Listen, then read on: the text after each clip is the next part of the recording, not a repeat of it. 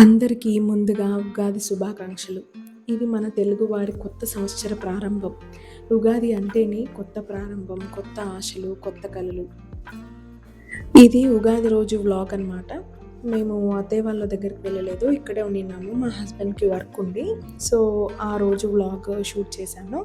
ఇక్కడ మా వాడు విష్ చెప్తున్నాడు హ్యాపీ చూడండి. ఉగాది. ఎంత క్యూట్‌గా చెప్తున్నాడు కదా! ఇంకా ఈ ఉగాది రోజు ప్రత్యేకంగా చేసేది ఉగాది పచ్చడి కదా! ఇది చాలా ప్రత్యేకమైనది కదా మనకి. ఇందులో ఉన్న ప్రతి రుచి మన జీవితంలోని భావాల్ని సూచిస్తది. తీపి వచ్చేసి ఆనందాన్ని, చేదు వచ్చేసి కష్టాన్ని, పులుపు వచ్చేసి ఆశ్చర్యాన్ని, కారం వచ్చేసి కోపాన్ని, ఉప్పు వచ్చేసి ఆసక్తిని, వగరు వచ్చేసి కొత్త అనుభవాలని, ఇలా ఈ 6 రుచులు మనకి 6 అనుభవాల్ని నేర్పిస్తాయి. ఈ 6 రుచుల్లాగానే మన జీవితం కూడా అన్ని రుచుల కలయికగా ఉంటది. మనము ప్రతి ఎమోషన్‌ని యాక్సెప్ట్ చేసి, ప్రతి సిట్యుయేషన్‌ని యాక్సెప్ట్ చేసి, హ్యాపీనెస్‌లో ఎలా ఉన్నామో సాడ్‌లో అలానే ఉండాలి. సాడ్‌లో ఉన్నాం కదా అనేసి మనం ఇంకా లో అయిపోకూడదు. ఏ సిట్యుయేషను ఎప్పుడు అలానే ఉండిపోదు. హ్యాపీనెస్ ఉంది అంటే నెక్స్ట్ సాడ్ ఉంటుంది. సాడ్ ఉంది అంటే నెక్స్ట్ హ్యాపీనెస్ కూడా మన కోసం ఉంటుంది అని చెప్పి మనము ముందుకు వెళ్ళాలి. జీవితం అనేది అన్ని రకాల అనుభవాల మేళవింపులాగా ఉంటదనమాట. సో, వాటికి సమానంగా స్వీకరించాలి మనము. ప్రతిదీ హ్యాపీనెస్ వచ్చినప్పుడు ఓవర్ ఎక్సైట్ అయిపోయి, సాడ్ వచ్చినప్పుడు ఓవర్ డిప్రెషన్‌లోకి వెళ్ళిపోకూడదు. దేన్నైనా యాక్సెప్ట్ చేయగలిగే స్టేట్ ఆఫ్ మైండ్‌లో ఉండాలి. ఆఫ్‌కోర్స్ మీరుంటారా అని మీరు నన్ను ఈ వీడియో చూస్తున్నప్పుడు మీకు కూడా అనిపించొచ్చు. నేను ఉండడానికి ట్రై చేస్తున్నాను. నేను కూడా ఒకప్పుడు అలా ఉండేదాన్ని కాదు. మెచ్యూరిటీ, ఏజ్, సిట్యుయేషన్స్, టైమ్ ప్రతీదీ మనకి ఒక్కొక్కటి నేర్పిస్తూ వస్తదనమాట. సో, అలా నేను కూడా ప్రతీదీ నేర్చుకుంటూ, మారుతూ, నన్ను నేను మార్చుకుంటూ ఇయర్ డెవలప్ అవుతున్నాను. నాకు ఆ డిఫరెన్స్ అనేది ఖచ్చితంగా నాకు కనిపిస్తోంది. సో, మీరు కూడా మారడానికి ట్రై చేయండి. మన మిస్టేక్స్‌ని, మన ప్రాబ్లమ్స్‌ని మనం ఫైండ్ ఔట్ చేసుకుంటే వాటికి సొల్యూషన్స్ కూడా మనలోనే ఉంటాయి, మన దగ్గరే ఉంటాయి. సో, నేనైతే అది తెలుసుకున్నాను. ఏ విషయాన్ని ఎక్కువగా తీసుకోకూడదు. అది హ్యాపీనెస్ అయినా సరే, సాడ్ అయినా సరే. సో, అన్నీ ఈక్వల్‌గానే ట్రీట్ చేసుకోవాలి. అప్పుడే మనము హ్యాపీగా ఉండగలుగుతాము. చాలా చిన్నదండి లైఫ్. ఆ లైఫ్‌ని వీలైనంత వరకు హ్యాపీగా ఉండేలాగా చూసుకోవాలి.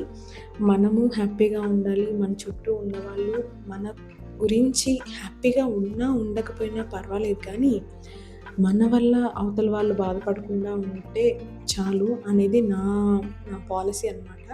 నేను ఒకరిని నవ్వించినా, నవ్వించకపోయినా నా వల్ల అవతల వాళ్ళు బాధపడకుండా ఉండాలి అని కోరుకుంటాను నేను. లైఫ్ అందరికీ ఒకేలాగా ఉండదు. ఒకేలాగా కనిపించదు కూడా. నాకు ఉన్న ప్రాబ్లమ్స్ నాకు పెద్దగా కనిపిస్తే, అవతల వాళ్ళకి నా ప్రాబ్లమ్స్ చాలా మైన్యూట్‌లాగా కనిపిస్తాయి. చాలా చిన్నవి. అసలు ఈవిడకుండే ప్రాబ్లమ్స్ అసలు ప్రాబ్లమ్సేనా నా ప్రాబ్లమ్స్‌తో పోలిస్తే అని అనిపించొచ్చు. కానీ ఏమంటారు, ఎవరి ప్రాబ్లమ్స్ వాళ్ళకి పెద్దగానే కనిపిస్తాయి.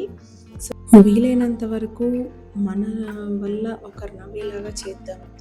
నవ్వేలాగా చేయకపోయినా పర్వాలేదు కానీ బాధపడేలాగా మాత్రం చేయకుండా ఉందాం. నేనైతే ఈ రూల్‌నే ఫాలో అవుతాను.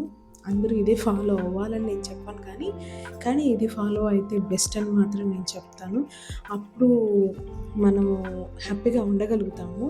మన వల్ల ఎవరు బాధపడట్లేదు అని చెప్పేసి మనకొక సాటిస్ఫాక్షన్ ఉంటది. నాకు తెలిసింది ఇన్ని ఇయర్స్‌లో నేను చూసింది, నేను అనుభవం ద్వారా తెలుసుకున్నది మాట్లాడాను ఇక్కడ. సో, మీకెవరికైనా ఇందులో తప్పులు కనిపించుంటే మాత్రం క్షమించేసేయండి. ఓకేనా?